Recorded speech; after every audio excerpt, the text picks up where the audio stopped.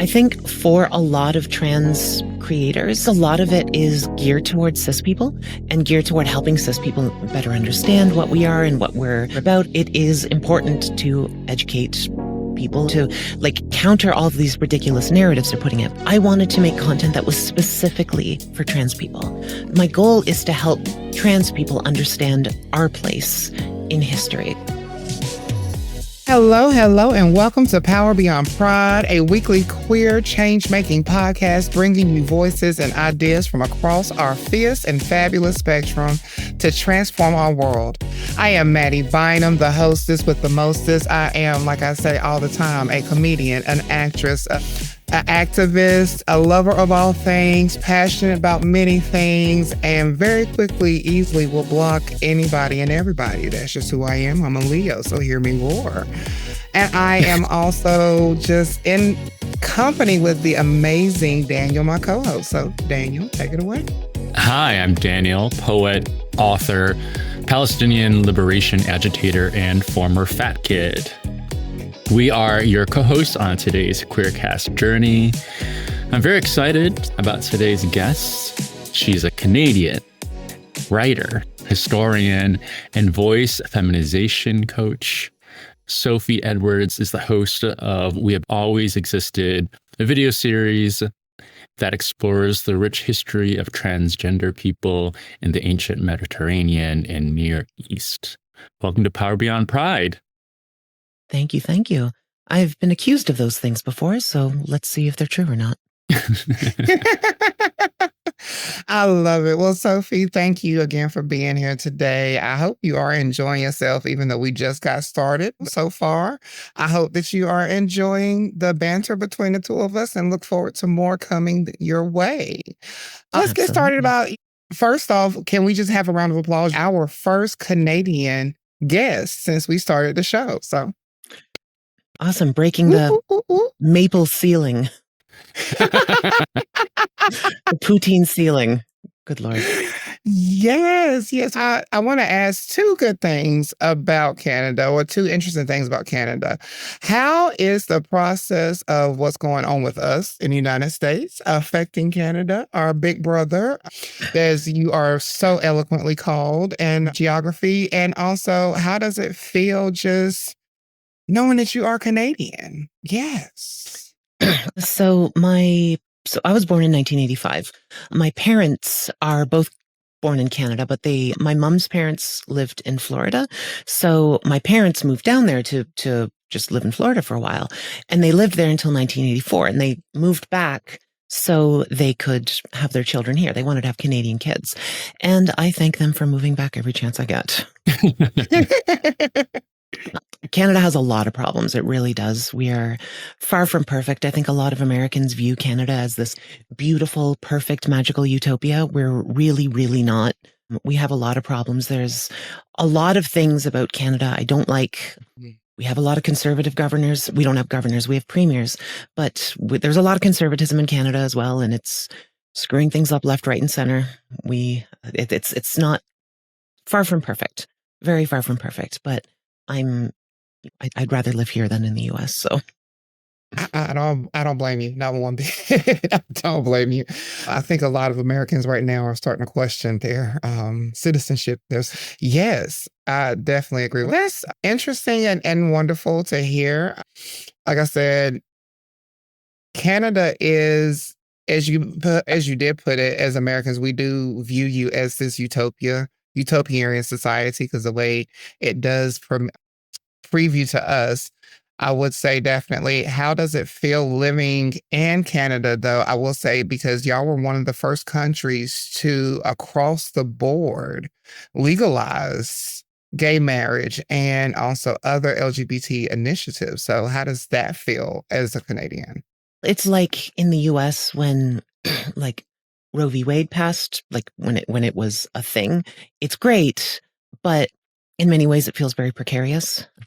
Again, there are conservative movements in Canada that want to reverse those rights, and any right that is granted by the government can be taken away by the government. So as nice as it is to have it in place, I don't know if we can be too comfortable about it, which is frustrating because living next door to the US, y'all are loud. And so a lot of Canadians are more up to date on what's happening in US politics than on Canadian politics, which is a real problem because Canadian politics affects Canadians. And obviously US politics affects us as well, but a lot of us just don't really know what's going on in our own country, and that's frustrating. For sure, for sure.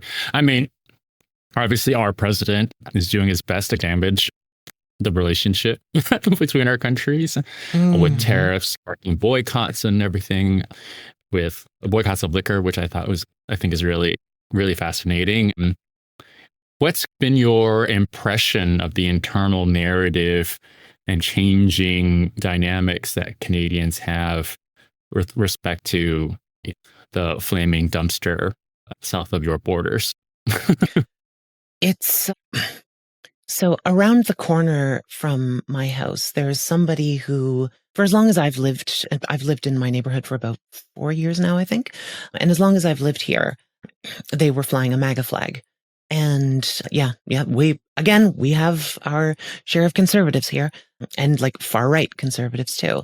And once the tariffs started, they took their MAGA flag down. So I think even Canadians who are very conservative really, really, really, really hate Trump because he's screwing up our country too. And that I use my dad as an example too. He's very conservative himself. He hates Trump. He lives in New Brunswick, pretty close to the border. And he said, I used to go to the US all the time. I won't go there as long as, for a very long time. I think some Americans underestimate just how pissed off we are up here. We like most of you. We like most Americans. I've traveled all through the US. I've been to Memphis, as I mentioned before. I've been to Indianapolis. I've been to Philly. I've been to all over Florida. I've New York City. I've been all over the place. Chicago. The vast majority of Americans I have met on a day-to-day basis, both pre and post-transition, have been wonderful. Most of y'all are great. You just have a terrible habit of picking shitty governments. Am I allowed to say shit? I don't know. Yeah. You are fine. Leave it in post. Okay. Yeah, most of us realize that most of y'all are cool. It's unfortunately your leadership really sucks. And that's true of a lot of countries, right? Daniel, you mentioned you're a Palestinian liberation activist. I'm sure a lot of Israelis are great people, but their government is fucking awful. And that's true of a lot of countries around the world. Absolutely. Historically, I think all governments have their moments where they are pretty much shitty and try to get better and do better. But I do want to tie that back to you being a historian. And I love that down through on a lot of your videos that I have watched. I like how you tie in Canadian history and just history in general, along with talking about how trans people have existed all through history and the different things that we have shown and showcased. Could you tell us a little bit about the journey of how you became the historian that you are and how it has become a very vital topic in your life? Sure. I did my undergrad in 2005 to 2010. I did classical studies, which is, for those who are listening, if has nothing to do with classical music, it is about, it's the study of the ancient Mediterranean. But that's history. No, there's more than history. It's archaeology, it's literature, it's language, it's sociology, it's a bunch of different things all wrapped up in a bow, right? Ancient Mediterranean has always been something that I've been fascinated in. I was born in Canada, but I'm Sicilian ethnically. And so I've just always been interested in the ancient Mediterranean. And I transitioned in 2018. Between graduating and transitioning, I started a business, and I was in bands over the years and stuff like that. So that was mostly my focus. And then once I started transitioning, I started hanging out in more trans spaces, and I heard people talk about, oh, did you hear about these ancient priestesses who drank horse piss to feminize themselves? Or did you hear about this trans Roman emperor or whatever? And it's, that's interesting. I want to learn more about this. I want to find out more. Aside from like stuffy academic texts, nobody was putting this together in a way that was like consumable for non-academics. And so I was like, somebody should do something about this. wait a minute, I know enough, I can do it. And so I did it. It was the pandemic as well. And pandemic's not over, but it was lockdowns, I should say. But it was lockdowns, and didn't have much to do. So I decided to start figuring out how to do YouTube videos. So here we are. What are your feelings more broadly about the state of trans-centered educational or infotainment content in YouTube and across social platforms? I mean, do you see a drawback of kind of being educated, quote unquote, through social media? There's like 15 different ways I can answer that question. So I think there's two different questions there. So I'm going to address what I think are two different questions. First of all, what do I think about the state of trans-centered content? I think for a lot of trans creators, and this is not a criticism of anybody, I understand why they're doing it the way they're doing it. I think a lot of it is geared towards cis people and geared toward helping cis people better understand what we are and what we're about and stuff like that. That is absolutely a way bigger audience. And from a like shrewder, a more like platform building perspective, I can understand why they create content like that. From a like creator perspective, I also see the importance of content like that, because it is important to educate people about what's going on with trans people, to help them understand why J.K. Rowling is so bloody awful, to help them understand why everything they're saying about like, trans kids is made up. Everything they're saying about like that boxer is completely made up, to like counter all of these ridiculous narratives they're putting out there. Totally necessary content. Again, no criticism. I didn't want to make content like that.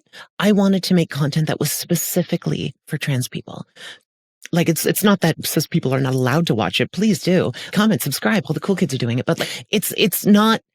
That's not the goal of my content. My goal is to help trans people understand our place in history. So that is what was my like main approach there. Is there a drawback to this sort of stuff being taught through social media? Yes and no. Government-centered education is more and more vulnerable to cutbacks and political interference and stuff like that. Tons of cutbacks are happening here in Canada, in Ontario at least. I don't know how it works in the US, but in Canada, education is dealt with on a provincial basis. So Ontario's had a conservative government for like, I want to say 7 years now. It could be longer, but tons of cutbacks in the education space has been a real problem. And so they're not going to teach this stuff. They're just not.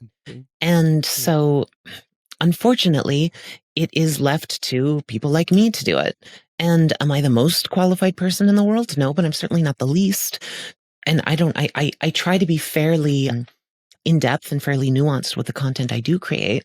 Is that going to be true of everybody? No, it's not.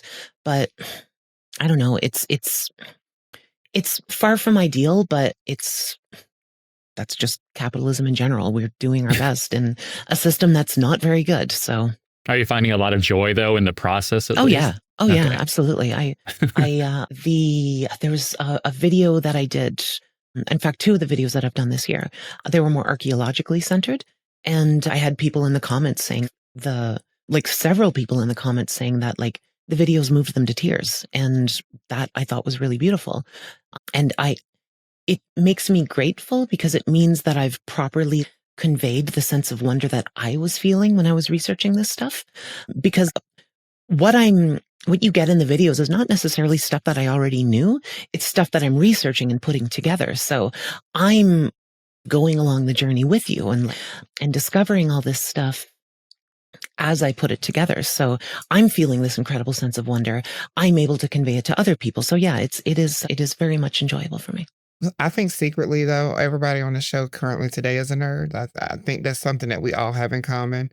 Yeah, probably. But I love that. And like I said, watching your videos, I definitely can understand that the content is very informative and intriguing as well.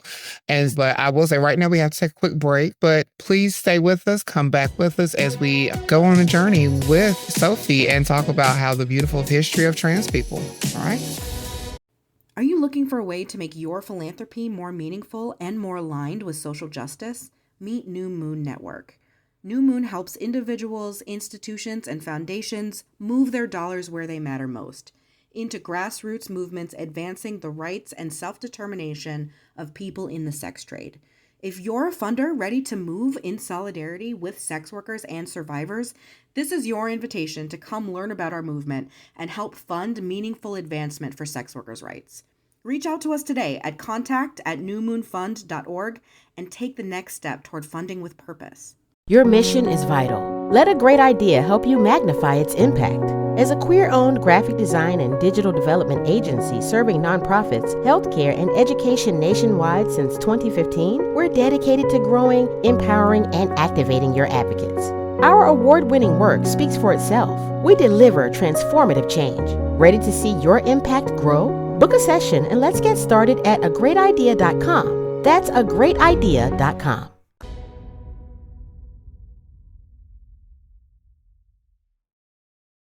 Welcome back to Power Beyond Pride, a queer change-making podcast, and I am Maddie. I am here with my co-host Daniel, and we are here with the very interesting and historically insightful Sophie Edwards, who by chance, I promise you, Sophie, you will always be on my charades team and my Trivial Pursuit team, because I think just with our powers combined, we will take over the world. I think that much.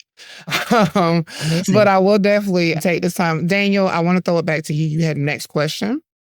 Yeah, I just want to pivot really quickly and ask a kind of broader question about kind of healthcare in Canada. Obviously, y'all are known for having universal healthcare, which is, at least to my mind, something great. Here, of course, we can lose our livelihoods getting ill in the sense of going medically bankrupt. I'm curious, kind of what's the state of kind of healthcare Canada more broadly, and then more specifically, how or where does gender affirming care kind of fall within that system or your coverage? Sure. Like with education, as I mentioned earlier, healthcare is done on a provincial level. So I can't really speak to the nuances of Manitoba healthcare. I have no idea. I live in Ontario, so I can speak to that.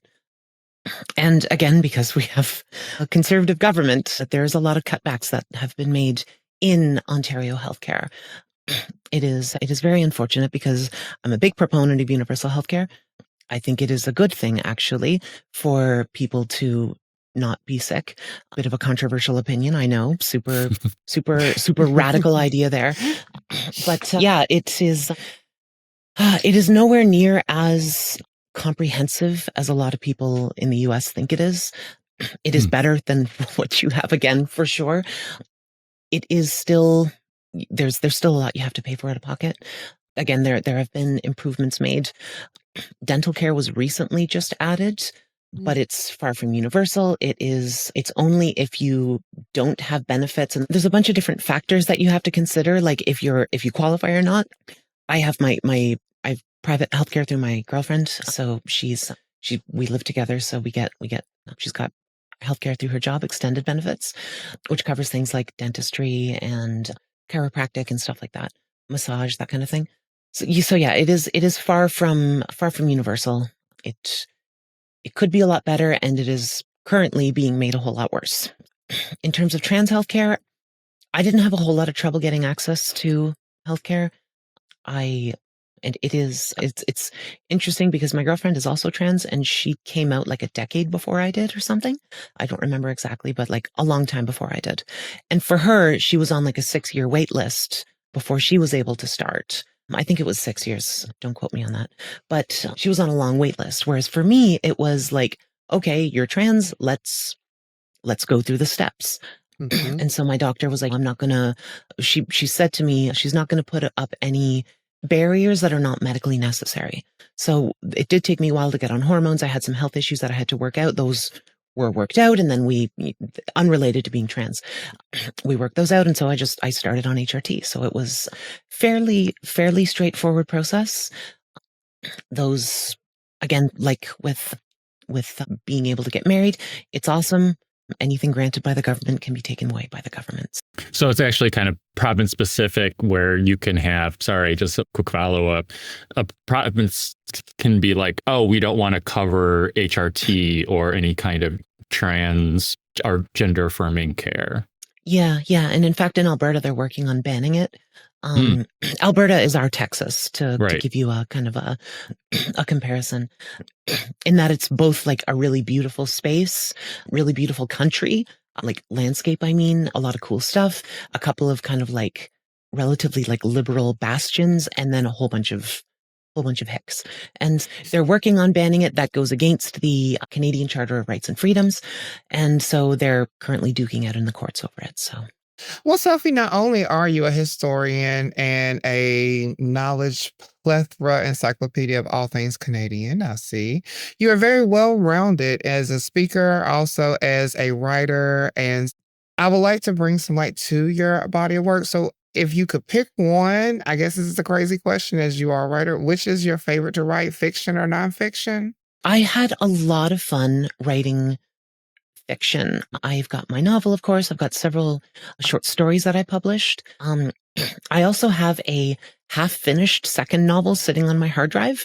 And I've recently, just like a few months ago, I was talking with my girlfriend, and I was like coming to the realization that I might not ever be able to finish that novel because I've gotten so much into the history work that I've been doing. And it's not only is it connecting with me personally in a way that like creative work that I've done in the past never has, it's also connecting with others in a really profound way. So that is my focus these days, and it will be for quite some time, I think. You never know when that kind of a fiction bug can swoop in and then carry you away, and in a good way, of course, right? Yeah, that's true. But I also make more money off the YouTube stuff too. Yeah. Again, from a shrewd kind of like. Hey. Regarding your kind of your nonfiction work, you wrote an article for Queer Toronto Literary Magazine called "It's Trans Women," 2 words, not trans women, 1 word. Oh my gosh, I wrote that like 6 years ago. I barely remember that one. It didn't have a date stamp, but you take on the semantics and grammar of each and the kind of the cognitive consequences of it. You just said that you don't really remember it, but maybe you have a semblance of a memory of what you were seeing or experienced that kind of necessitated writing that piece. Yeah, that it was written in a very different time as well, I think. It's interesting to reflect on one's like past body of work. I do remember like the kind of like general thesis statement, and I still don't think it's wrong, but it's interesting to reflect on one's body of work from the perspective of being both the socio-cultural place in which it was produced, as well as the like personal place in which it was produced. Basically, like the first 4 years of my transition, I wrote like a little personal essay like every single day and posted it on Instagram. And that piece that you're referring to kind of came out of that as I realized, like, actually, there's more to this. Maybe I could get it published. And of course, obviously I did. But it was at a time that felt much more optimistic toward queer rights. And so the semantic details felt like more of a relevant conversation to say, look, like when you say trans space women, you're talking about us as a category of women, just like you would say tall woman or Indian woman or annoying woman or whatever. It's a modifier to woman, whereas trans women becomes a separate thing linguistically. I'm also like I'm a professional writer, so these are the sorts of things I think about. But I think in a time where we're very quickly losing access to our rights worldwide, the gains that we've made are very quickly being clawed back. I think conversations around that sort of space have become less relevant because we no longer have the luxury I think, for conversations like that. I think it's more of a life or death point at this point. That is true. I think that the Not to conversation be a downer. itself.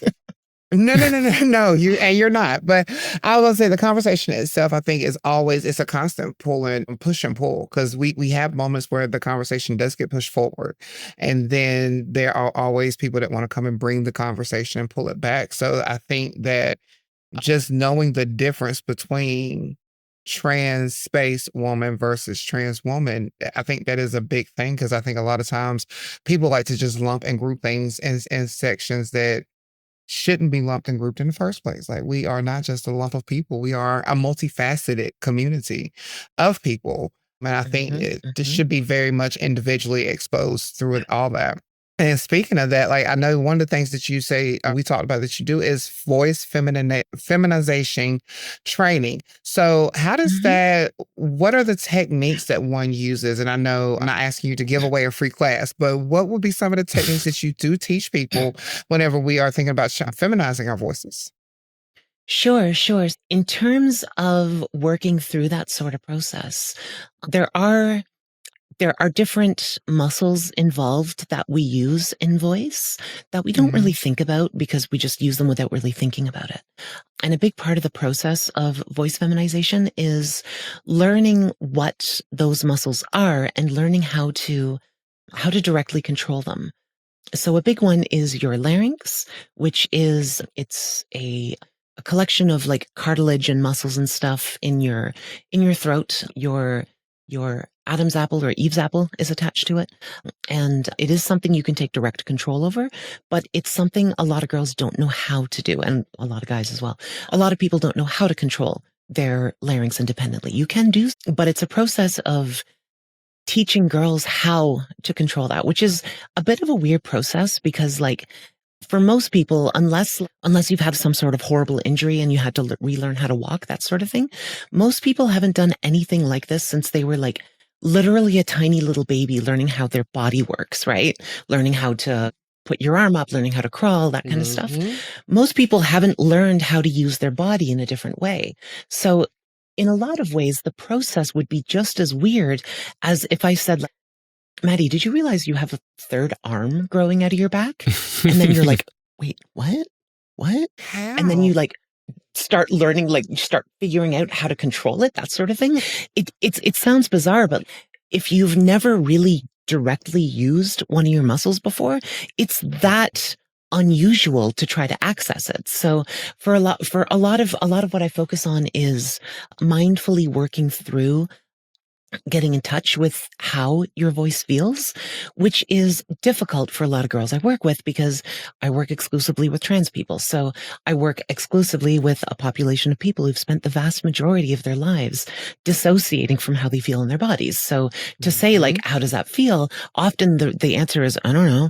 And so it's, you have to, with as much sympathy as possible, we have to work through it and say, okay, let's take some time. Let's listen. Let's try to get in touch with what sort of sensations you are feeling so we can start building that into a greater access over those muscles that you can use to start feminizing your voice. Yeah. We're going to take a quick break here. Stay with us because we're going to come back in a minute to share some fun facts, play our speed round of questions, and I also want to have a quick follow-up question on how exactly you got into this vocal feminization work. We'll be right back. Tired of the same old advocacy advice?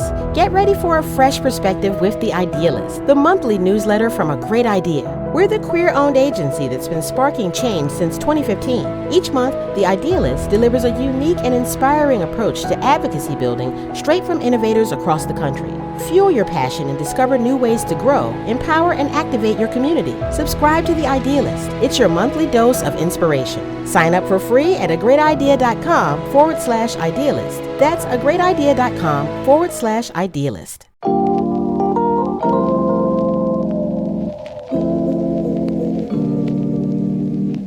Hey, this is Sean Aaron, he, him, his. and I'm here to tell you about Them Boys Podcast. I'm the host of Them Boys Podcast, and as a Black queer trans man, the podcast amplifies the voices of other trans men of color as we share our transition stories. The podcast not only amplifies the voices of trans men of color, but it raises awareness and conversations around our lived experiences.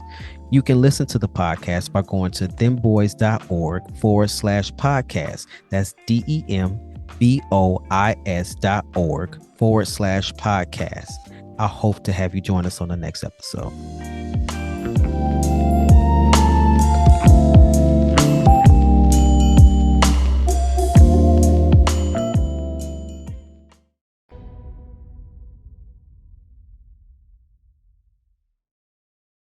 Welcome back to Power Beyond Pride, where we're talking to the creator of the YouTube series We Have Always Been Here, Sophie Edwards.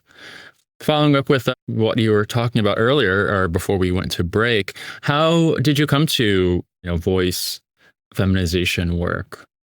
Quite by accident, actually. I do some search engine optimization work as well, and I got a client in Washington, D.C., and she owns a speech therapy clinic there. And so we went through, she needed a new website as well. So I went through the process of convincing her that she should give me her money. And then we went to talking about what she wants on her website. And she's like, I want a page for stuttering, for this, that, the other. And she said, I also want a page for voice, transgender voice. And I'm like, that's cool. And then she starts like explaining to me like what a trans person is and why they need voice. And I'm like, what the hell is happening right now? And then I realized like I had just never mentioned that I was trans. Not that I don't try to hide it, but it just never came up. And so I didn't think to mention it. And so I was like, oh, that's really cool. As a trans person, I think that's awesome. And she's like, what? You're trans? How did you do that with your voice? Oh my gosh, that's incredible. I'm just like, I don't know. I didn't realize my voice was anything noteworthy at that point. Like I did work hard to feminize it, but I didn't realize it was that noteworthy. And we just left it there. And I don't know, not to brag or anything, but like we knocked it out of the park with her from an SEO perspective. Her clinic grew quite a bit. She ended up having to hire new people, and she asked. We were talking on the phone one day, and she's like, I don't have time for this anymore. I need you to take care of my trans clients. And I'm just like, what? I don't know how to do that. And she's like, yes, you do. You just don't know that. Let me teach you how to know what you already know. And then you can teach other people. So I was like, okay, sure. My general mentality in life has always been like, all right, let's give this a shot and see what happens. I'm usually down for whatever. I like to try new things. So I thought, screw it. Let's see what happens. And so it turns out I'm good at it. So there we go. Happenstance. So magical. It is fun because when you really get really good at this sort of thing, you can actually learn to switch your voice in the middle of a sentence. It's a lot of fun to mess with people like that. And it's funny you said, as a comedian, I do the same thing on stage. I have particular jokes that I will drop down into my lower range to talk, and it does it. I love how it does catch people off guard, especially. Quick story, whenever me and my friends had went out one time, this guy was being very rude and disrespectful. We had went to dinner.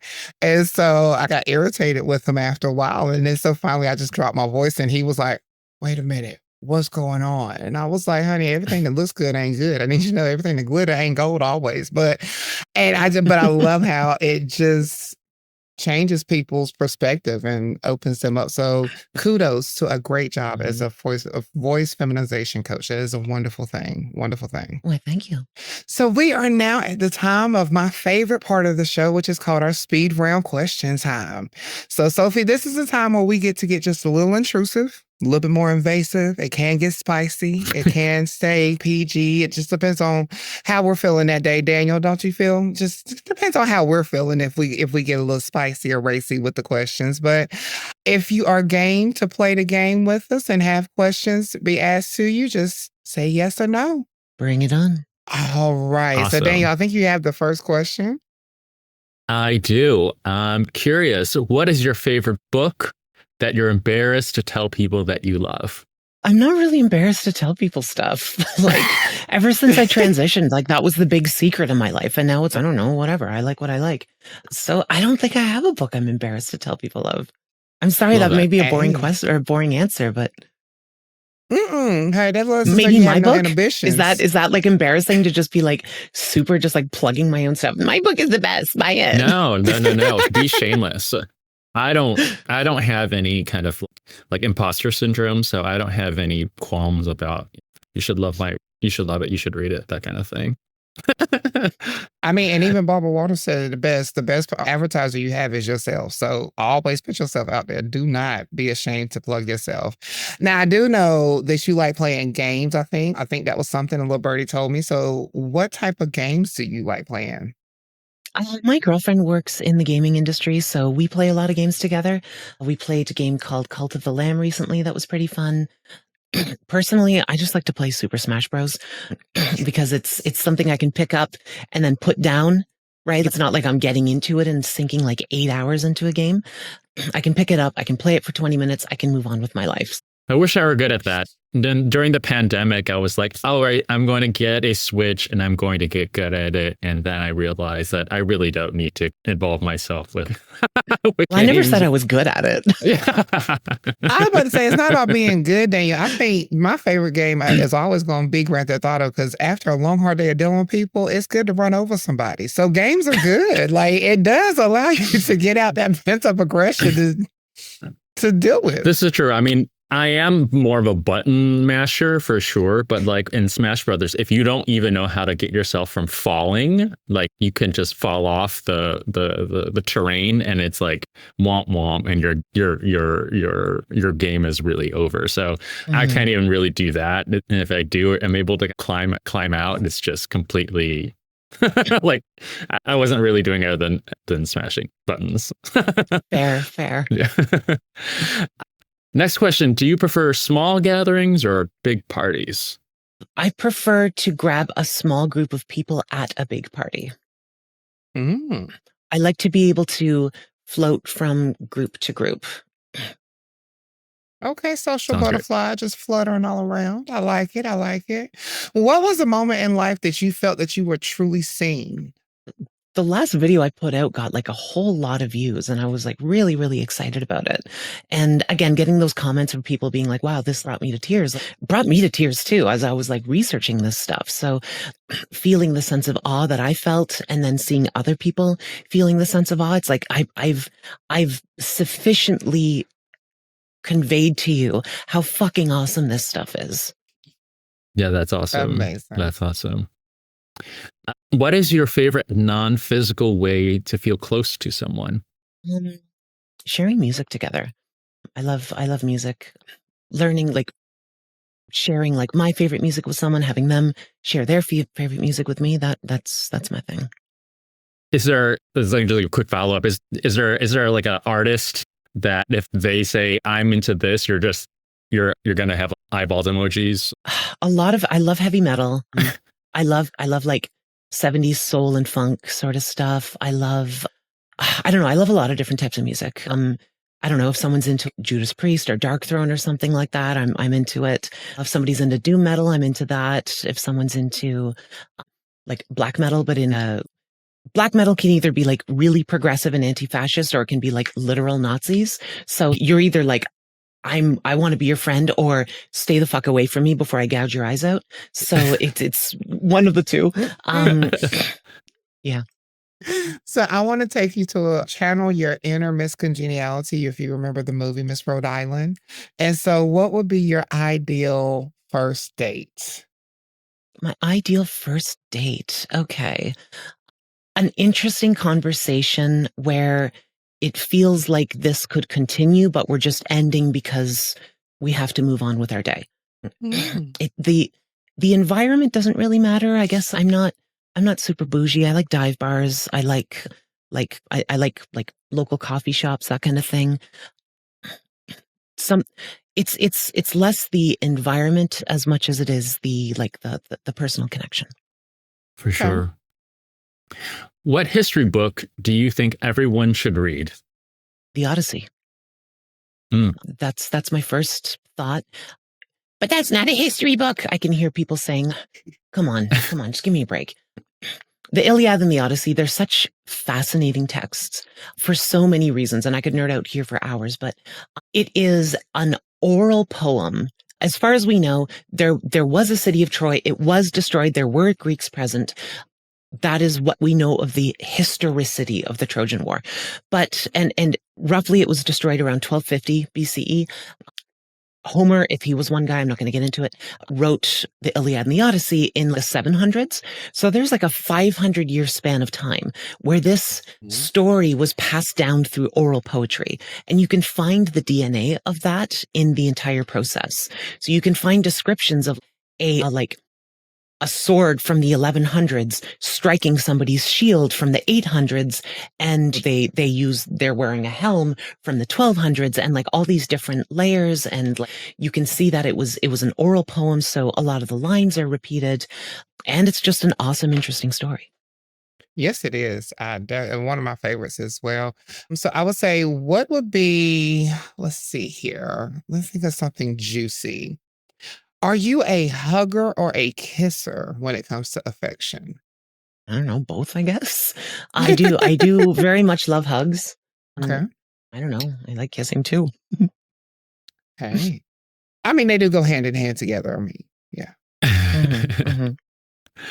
And I had the final question. Which do you prefer, a sweet or savory breakfast? Savory, no question. Yes. I'm not big on sweets. No. My mom ate is like a big sweet tooth and ate a lot of sweets when she was pregnant with me. So I think maybe I just developed this. I don't like sweets because I was just overloaded with it while I was in the womb. So I don't know. Maybe that's just something I'm making up. I don't know. But never been big on sweets. I'm very much a savory person. I'm very much like a lot of Asian folks, especially first generation or 1.5, we grew up eating leftovers for breakfast. So that's what I've always done, or when I was younger at least. And I usually want savory rather than pastry or something, unless the pastry was savory. Right. I mean, I think that's across the board though, because ain't not like a good piece of cold fried chicken or cold pizza the next morning for breakfast. So I'm right there with you with savory. Savory is always going to be best.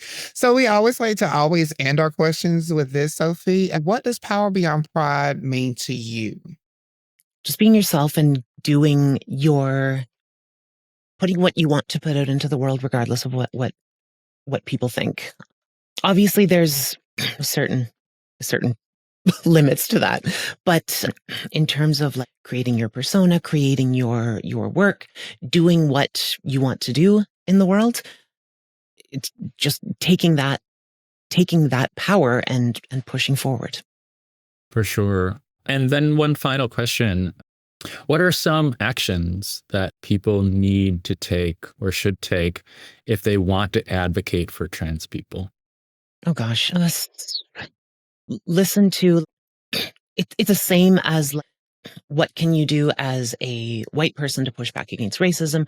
Call out your fellow cis people when they say transphobic things, not in a like aggressive sort of you're bad sort of way, because nobody like scolding doesn't help. That is we tried that through the 2010s. If that worked, we wouldn't be where we are right now. So even though it's not even necessarily wrong, we have to recognize that that is a failed strategy. That is not an effective approach. We need to reorient our approach. So just less of a you're bad and more of a calling in sort of thing. That's not sure if you knew this, but that's offensive. That sort of thing. And like taking more of an educative rather than a condescending sort of approach. I think that's important. For sure. And that's a really great tip. And unfortunately, we are out of time for this podcast. We would love to have you back if you have time. Where can people follow you? YouTube at the channel's called We Have Always Existed. What's the URL? I forget the URL, whatever. It's called We Have Always Existed on YouTube. I'm at Transgender History on Blue Sky, it's called. And those are the channels that I'm most active on. Also, Instagram at queer.trans.writer.sophie. You can tell I'm an SEO. Yeah. That's wonderful. And we thank you again so much. It was been a pleasure talking with you today. I thoroughly feel like I have learned a whole lot. Like I said, just being in presence of just a great, wonderful being like yourself, and just knowing that hopefully people can take the time to stop by and look at your YouTube, because I want to tell people as you listen today, it is a very good way to learn, as a good edutainment outlet. So please go by and show some love to our beautiful friend, Sophie, and all her social media outlets. With that being said, I am Maddie, your co-host here, the hostess with the mostest, and I have enjoyed this show this evening. You're so sweet. Thank you so much. And I'm your Yeah. co-host, Daniel, poet and author of Anatomy of Want. And you can follow me at Daniel WK Lee on TikTok, Daniel WK Lee on Blue Sky, and Strong Plum on Instagram. Remember to subscribe and get your friends to subscribe to Power Beyond Pride on Spotify, Apple Podcasts, and wherever you get your podcasts. And check out our site at powerbeyondpride.com. And Power Beyond Pride is a project of A Great Idea, a queer-owned design and content agency. Learn more about them at agreatidea.com. This episode was produced by Shane Lucas. Maddie Bynum is the project developer. Our editor is Jarrett Redding, with support from Ian Wilson.